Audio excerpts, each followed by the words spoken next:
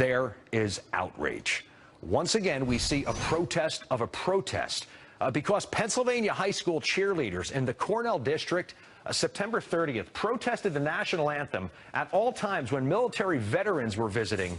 So the school is now responding by its own little protest. There was a football game that was scheduled for tonight against Shenango.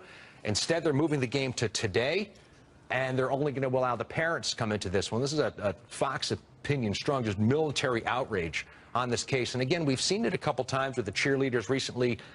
It was Fayetteville, I think Fayetteville, Carolina, where they decided to do something with a football game where they said, we're not going to broadcast the game because cheerleaders had protested.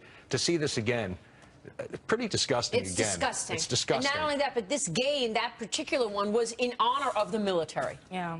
What's wrong with, I mean, what do you guys think, Dagen?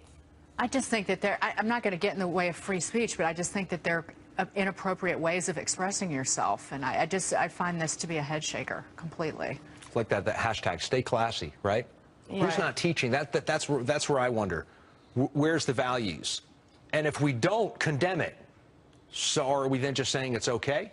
And then kids think it's okay to do this, even if they don't know why they're doing it. Yeah, they just think it's cool. They're like, yeah, I don't really think they really think about it that much. They're like, oh, this is like cool and edgy to do, but it's just rude. And having no clue where they came from or what this country is built on and what these military members have done to allow them to have this right to do this. They need an education on that.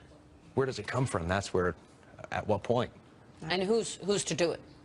I don't know. Well, I was going to digress. I think Jared's the guy to do it. But, I think it's basically an issue where I don't agree with everything our government does.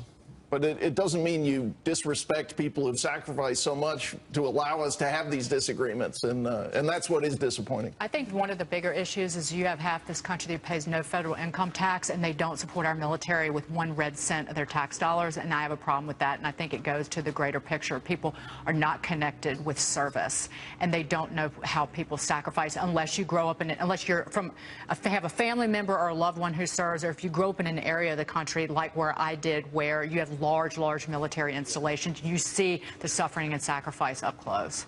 I think, again, as Kat is saying, again, there's no sense of even what is the protest, again, for. Is it just to be cool? Because probably every American, I mean, we would all protest something if we said this is not right in our country. Right, no one's saying this country maybe we should is start perfect. protesting them. Yeah. And in a way, that's what's happening here by saying, you know what? No, we're going to play this game today, not tonight. And now a new opportunity. Correct me if I'm wrong. I think Colin Kaepernick is now getting the start, this weekend. So I would wonder how the team reacts to that. And I guess fans will have their say now that he's had his say on this issue. Yeah, we'll see about that. He's been raising all this fire as the backup quarterback. Now he's going to go out into the fire on the field. And that's you wonder. That's something we can say now. Monday will be here soon. We could play Monday morning quarterback. Does Colin Kaepernick become a target this weekend? Well, the stakes just went higher because of his actions. Stakes got a little higher, for sure. Yes. Jared, thank you. Jared Max. Coming up next, escalating tensions in the Middle East. The latest as Iran deploys warships